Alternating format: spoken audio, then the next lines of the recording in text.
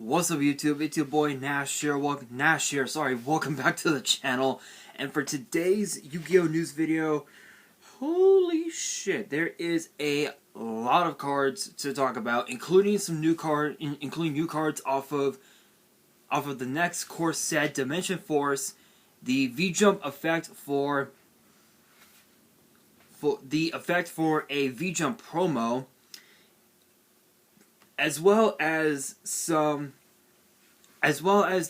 reveals of the archetypes for Tactical Masters, as well as cards from the History Collection set, and one other thing. But I will try to get to as much of these cards as I can, because there is a lot of them. So I'm just gonna go straight into it with the first Dimension Force. With the first of the new Dimension Force cards, we have Branded Exile, which is obviously for the Fallen of Albaz archetype. It's a normal trap card that reads, you can only activate one card with this card's name per turn. Target one Despia monster, or a level 8 or a level 8 or higher fusion monster in your grave, special summon it, that you can apply this effect. Fusion summon a level 8 or higher fusion from your extra deck by banishing monsters from either field as material. So not only is this a Monster Reborn, but it's also a Super Poly, which is actually kind of funny. It's actually kind of funny, but there's no cost. You don't need to send a card from your hand to the grave, no nothing. It is pretty nasty. It is pretty fucking nasty. It's just, I don't even know how to describe it. I don't know how to describe it. But we do have the V-Jump effect for a card that I had mentioned a while back.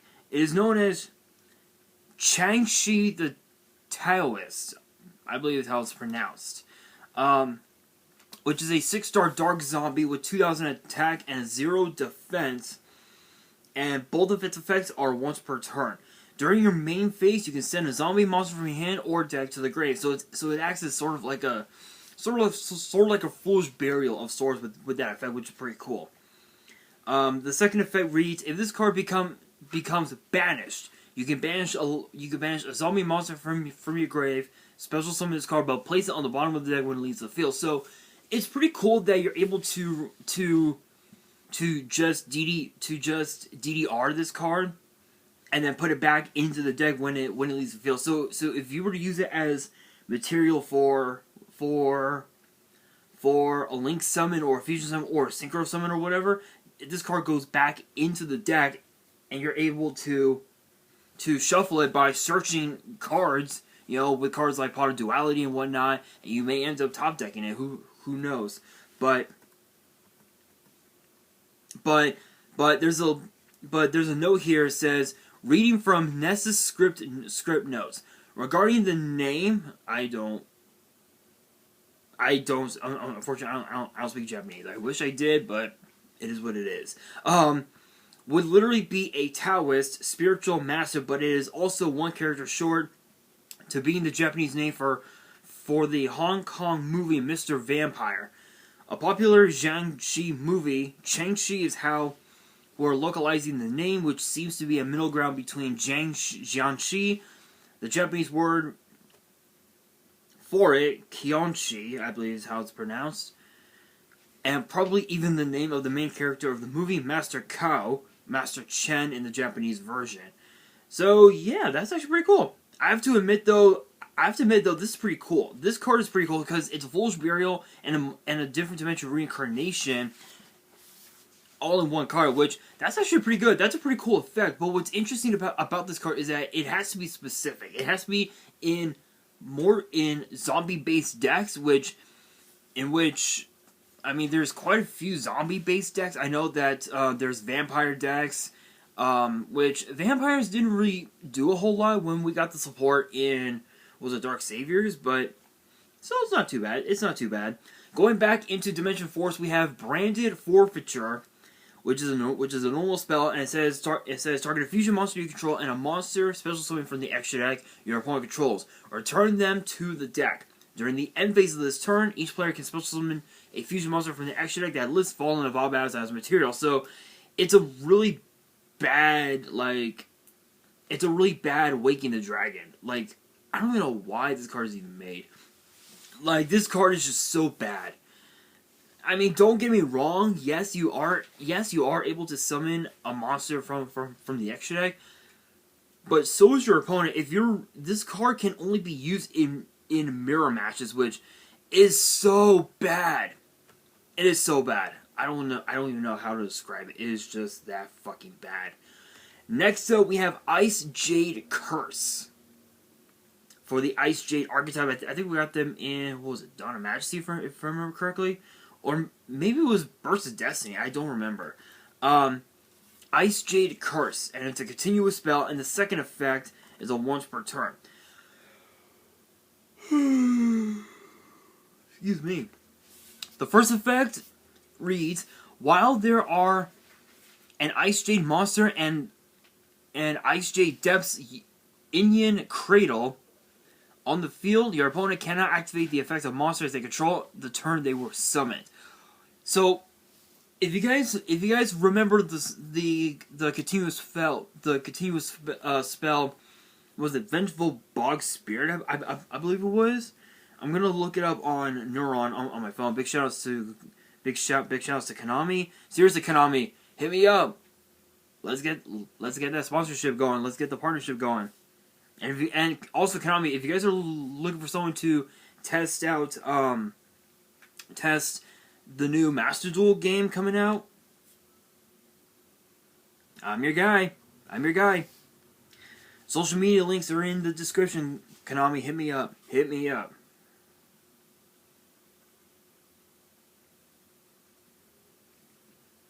I believe it's called Vengeful Bog Spirit. Yep, I was right. Vengeful Bog Spirit.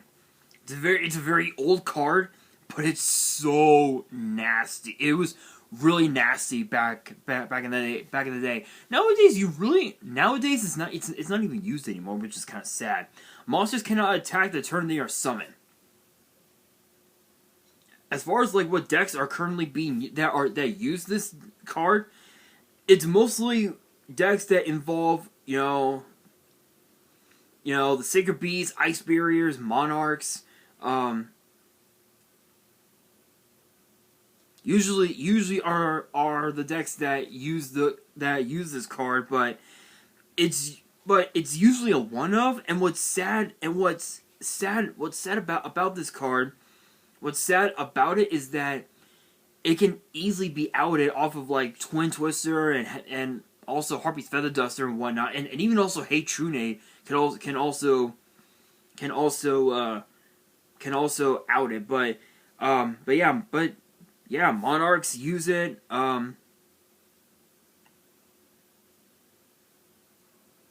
Ice Barrier as well. It's just like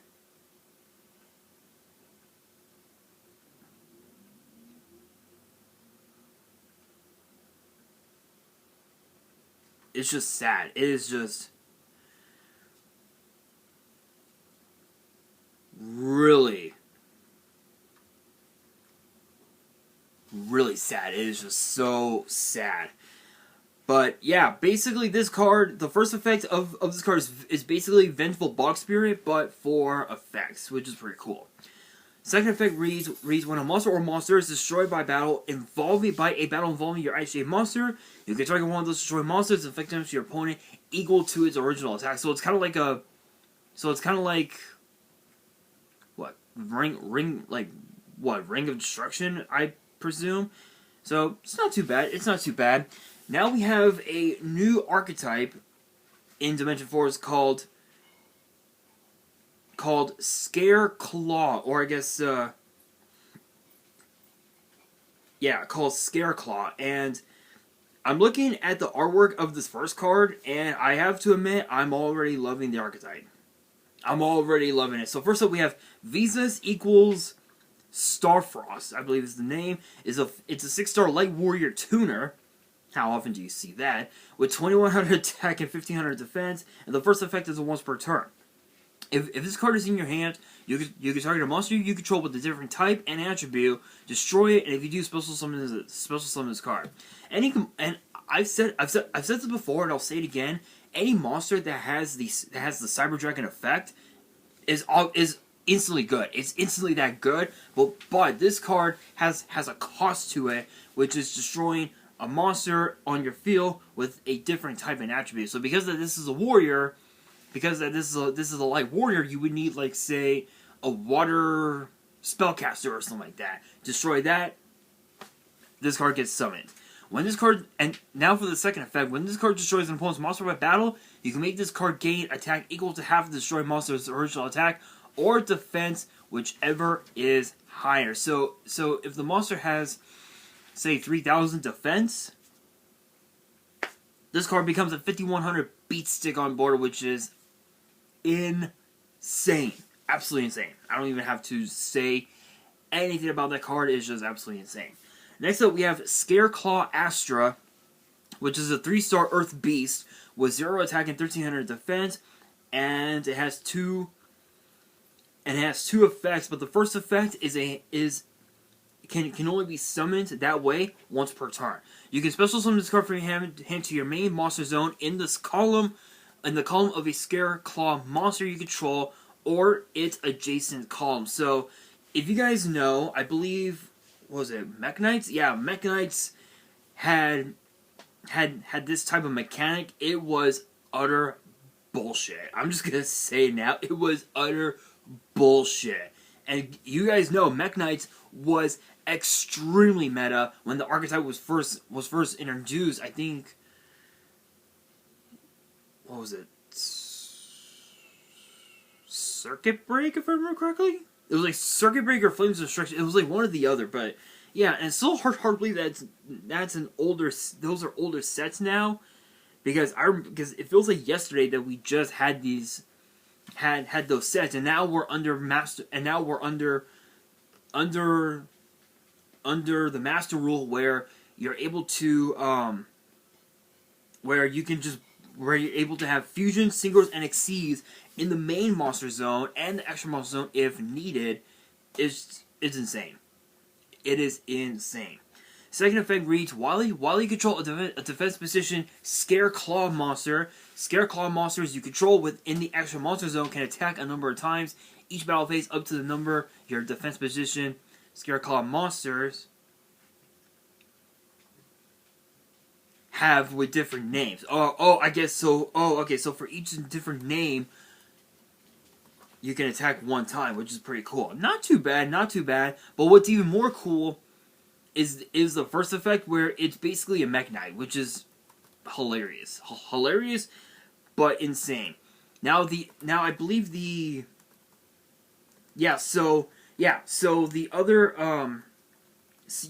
rest of the beast Scareclaw monsters have that same first effect. So I'm gonna look. So here's the other beast monster, Scareclaw Verona, I believe is how it's pronounced. 3-star Earth Beast, 0 attack, 1,700 defense. First effect is the same.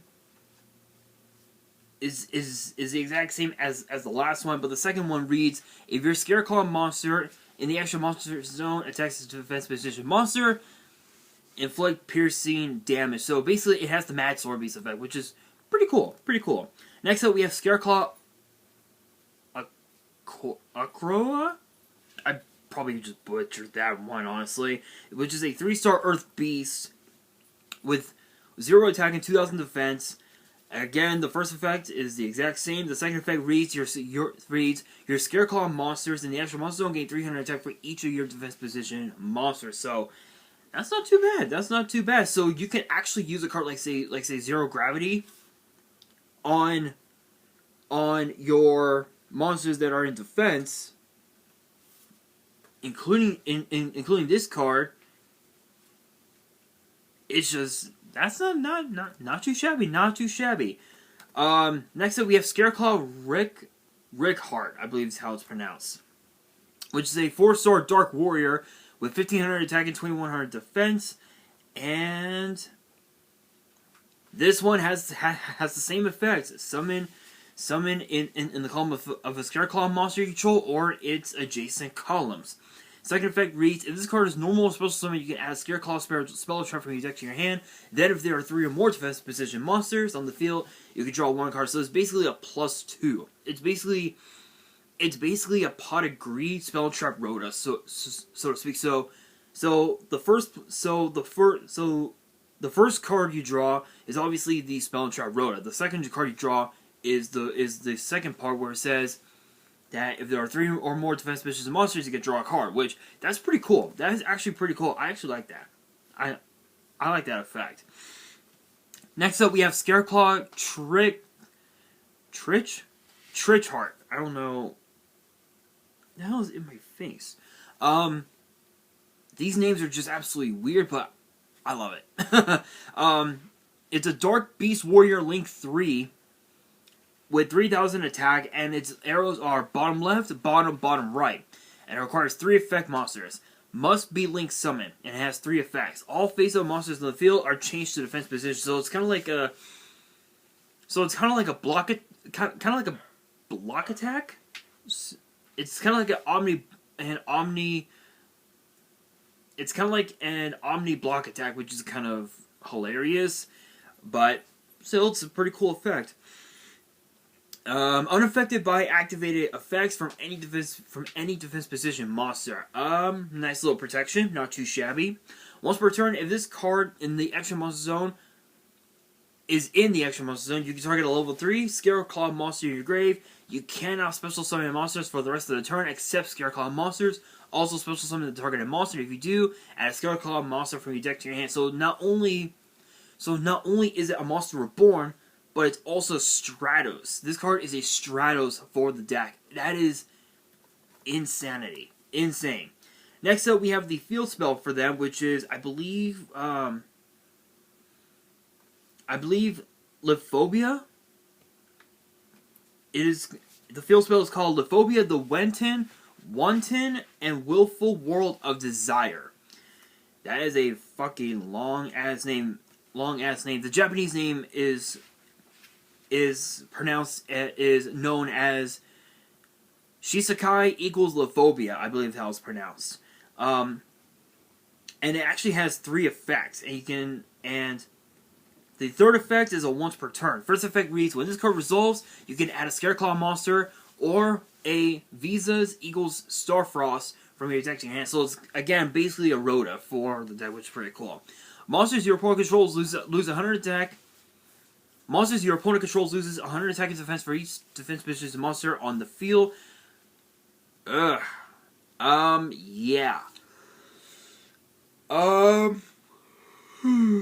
Excuse me.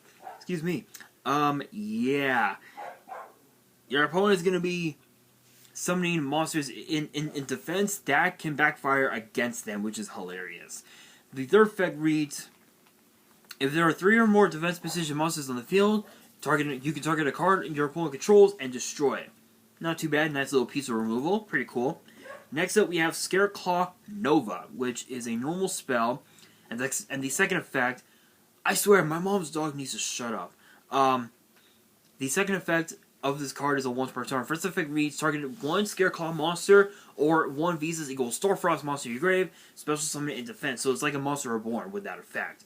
Second effect reads, if a Scareclaw Link monster or monsters you control will be destroyed by battle or card effect, you can manage the card from your grave instead. So it's basically a return of the Dragon Lords, where you can reborn one of your monsters, and if the monster were to be destroyed by battle or card effect and sent to the grave, you can banish the card instead. It's basically Return of the Dragon Lords for the deck, which is really good. That card is an instant 3-of, hands down. Next up, we have Scareclaw Slash, and they spelled it as SCLASH, which is hilarious. Which is a continuous trap, and the second effect is a once per turn. First effect reads, once per turn you can target a Scareclaw monster or a Visas equals Starfrost to control. This turn it can attack while in the face of defense position. If it does, apply whichever is higher between its attack and defense for damage cal. So this deck is kind of like the Superheavy Samurai archetype, where you can actually use the monster's defense power as if it were its attack power, so to speak, which is really cool. I've been tempted to build Superheavy Samurais, but I don't really know. How, what cards are perfect for Superheavy Samurai. So if you guys do know, let me know in the comments, because I have no idea. Another deck that I've been meaning to build is obviously Toons, so that's another one that we'll be doing really soon. But this card basically acts as like a Superheavy Samurai for the deck, which is pretty cool. Second effect reads when your opponent activates a card or effect while you control a Scareclaw monster in the extra monster zone, you can send this face-up card from your spell and trap zone to the grave, negate that effect. So it's like a Solemn Judgment, so to speak, for the deck. And then the last card for the archetype, as of now, we have Scareclaw Alternative, which is a normal trap, and the second effect is a once per turn. First effect reads, tribute 3 Scareclaw monsters. Your opponent can only special summon monsters in defense position for the rest of the turn. That's absurd. That is absurd. That's pretty broken. During your turn, you can banish this card from your grave, inflict 100 damage to your opponent for each defense position monster on the field. A little bit of damage. It's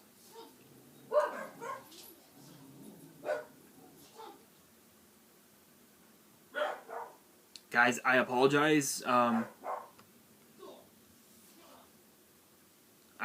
We've got 3 dogs in this house, and it's basically like a fucking zoo here, honestly. Next up, we have Warrock Medium. You're wondering, why are Warrocks getting support?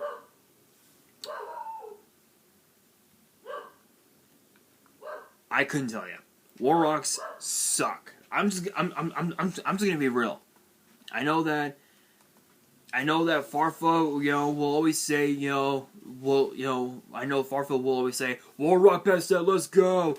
Warrocks suck. Let's be real. Let's keep it real. Warrocks suck ass. But here's more Warrock support. Warrock Medium, which is a continuous spell, and the second effect is a once per turn. First effect reads, while your opponent controls a special summon monster, and you control a level 7 or higher Warrock monster, neither player can activate the effects of monsters in the field during main phase 1. During your main phase, you can activate this effect. You cannot special summon monsters for the rest of the turn except warrior monsters. Also set a Warrock spell or trap card from your deck directly to your field, except this card. I mean, this card isn't too bad, but the only downside is that this card can be outed so easily. With other cards, with other continuous cards, there's hardly any outs to it. But this card, it can easily be outed by using Ghost Ogre. Ghost Ogre is like one of the big cards that can out this card. But what's interesting about this card is that it locks you with the first effect. It locks you and your opponent out of using effects during the main phase 1. You would have to go directly into your battle phase to trigger effects, and then go into main phase 2 to trigger your whatever effects you want. Which it's not too bad, but at the same time, if you think about it. If you think about it, it's just like not even that good, honestly. It's not even that good.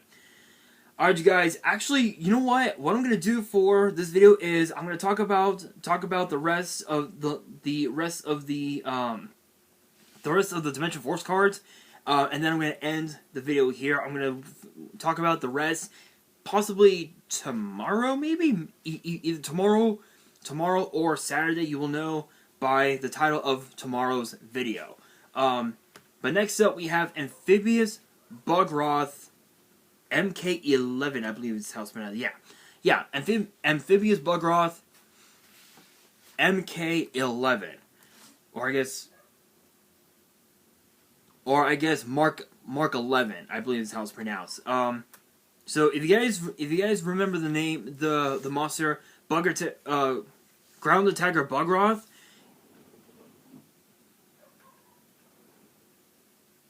we're basically getting support for that card, which is hilarious. So Amphibious Bugroth MK11 is a 5-star water machine with 1850 attack and 1500 defense. Yeah, 50. How often do you see that? Not that often. The second effect is a once per turn. If the first effect reads if Umi is not on the field, this card gains 700 attack, but it cannot attack directly. The second effect reads if Umi is on the field, if you target a face-up non-water monster, destroy that monster. I don't have anything to say. I don't have anything to say about this card except what the fuck. That's all I have to say. Now for the last card of today's video, we have Dogmatica Turgi, I believe how it's pronounced. It is a normal trap card, and both of its effects are a hard once per turn. First effect reads, Ritual Summon one Dogmatica Ritual monster from your hand or deck by tributing Dogmatica monsters and or Ritual Fusion or Synchro monsters from your field, whose total levels exactly equal the level of the Ritual monster you Ritual Summon. Second effect reads, you can banish the card from your grave, target 2 Dogmatica monsters with different levels in your grave, add 1 to your hand, and put the other on the bottom of the deck. So what's cool about this is that it's basically advanced ritual art, but in the form of a trap card, which is not too bad. There's a note here that says dramaturgy is the study of dramatic composition and the representation of the main elements of drama on the stage. So that's pretty cool. But honestly, I feel like Dogmatica might be the new meta once this set comes out. It is very possible, but only time will tell. But as far as that Warrock card, Warrocks are never going to be meta. They will never be meta. Farfa will always say, "Oh, Dogmatica is the new not Dogmatica. Oh, Warrock's the new meta." Really, it's not. Warrock is like one of the worst archetypes in the format, and hardly anybody plays Warrocks anymore, which is hilarious. So, but that brings me to the question of the day.